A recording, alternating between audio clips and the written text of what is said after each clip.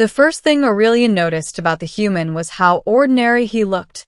He stood alone on the observation platform, hands clasped behind his back, gazing into the heart of the citadel as if it were nothing more than a city square instead of the most powerful construct ever created by the Convergence. No armor, no neural crown, no visible augmentation. Just a human male in a dark uniform, calm and still, surrounded by enough raw energy to fracture planets. Aurelion's bioluminescent eyes dimmed slightly, a sign of confusion among her kind. "This is the one?" she asked, her voice echoing softly through the crystalline chamber. "This human commands the core?" Several high-ranking delegates hovered nearby, machine intelligences housed in floating prisms, avian-like beings suspended on anti-grav harnesses, and others whose forms defied simple description. None answered immediately. Finally, the archivist spoke. "Yes." Commander Elias Rowan. Aurelion's disbelief hardened into unease. For centuries, the Convergence had governed the balance of known space. Species far older and wiser than humanity had learned that true power could not be trusted to any single race. The core, an ancient, sentient engine capable of influencing gravity, time dilation, and probability itself, had always rejected individual control. Until now. "And you gave it to him?" Aurelion asked. The archivist's light flickered. "We did not give it to him. It chose him." That was impossible. The core responded only to minds capable of holding multiple realities in balance. Entire civilizations had collapsed trying to prove themselves worthy. Aurelion watched as Elias turned, finally noticing the gathering behind him. His eyes met hers, and for a moment, she felt something she had not experienced in 1,000 cycles. Pressure. Not physical, conceptual. As if the space around him subtly acknowledged his presence. "Ambassador Aurelion," Elias said, inclining his head respectfully. "I've been told you wanted to see for yourself." Her wings flexed slightly, catching the chamber's light. "I wanted to understand how a human stands where gods have failed." Elias smiled faintly. "So did I." The rise of humanity had been inconvenient. They were new, impulsive, and emotionally unpredictable. Yet wherever they went, systems adapted around them. Trade routes reorganized. Conflicts de-escalated or exploded faster than models predicted. The Convergence had monitored them closely, especially after the core awakened for the first time in millennia during a human exploratory mission. Elias Rowan had been an engineer on that mission. Not a leader. Not a diplomat. Just someone who had stayed behind when everyone else fled. Aurelion remembered the recordings. The core's chamber collapsing, gravity tearing itself apart, alarms screaming across every spectrum. And Elias, walking forward, against all logic, speaking calmly to something no one truly understood. "Why you?" she asked now. Elias turned back toward the core, a vast sphere of shifting light suspended within layers of rotating containment rings. "I don't think it was about intelligence or strength," he said. "I think it was about willingness." To do what? To listen. The core pulsed gently, responding to his proximity.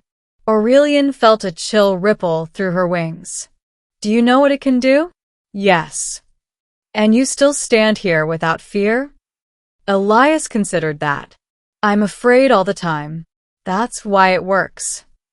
The answer unsettled her more than arrogance ever could. In the weeks that followed, Aurelion remained at the Citadel as an observer. Officially, she was there to ensure humanity did not overstep its authority. Unofficially, she wanted to understand Elias Rowan and the nature of the power he wielded. She watched him refuse requests to weaponize the core, even when threatened by border wars. She watched him use it instead to stabilize dying stars, to seal space-time fractures, to prevent catastrophes that would never make the histories of those saved. But every use left a mark. Elias grew thinner. Dark circles formed beneath his eyes. Sometimes, Aurelion sensed echoes around him, ghostly impressions of other possibilities that had almost occurred. "You're paying a price," she said one cycle, as they stood overlooking the citadel's inner gardens. "So is everyone," he replied. "I'm just paying it up front. You cannot carry this alone forever." He looked at her, then really looked at her. "I don't intend to." That was when the fractures began. Not in space, but in the convergence itself. Certain delegates argued that humanity had gained too much influence too quickly. Others feared that Elias had become a single point of failure. Secret coalitions formed, plans whispered across encrypted channels. Aurelion sensed it before evidence emerged. "You are in danger," she warned Elias. "I know," he said quietly. "They think removing me will reset the core." And will it? No. It will panic. The attack came without warning. Containment fields collapsed. Automated guardians turned hostile. Someone had introduced a logic virus into the Citadel's defense systems, forcing the core into a partial lockdown. Alarms rang across dimensions. Aurelion fought her way through shattered corridors, wings singed by energy discharges, until she reached the core chamber. Elias stood at its center, arms outstretched, light spiraling around him violently. "Elias," she called. He turned, pain etched across his face. "They don't understand, it's afraid." Of what? Of being controlled again. The core had been enslaved once, long before recorded history.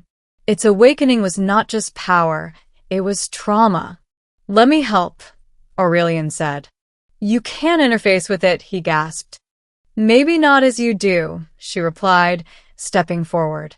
"But I can share the burden." The core reacted instantly to her presence, energy surging. Elias shouted, "Wait!" Too late. Aurelion felt it then.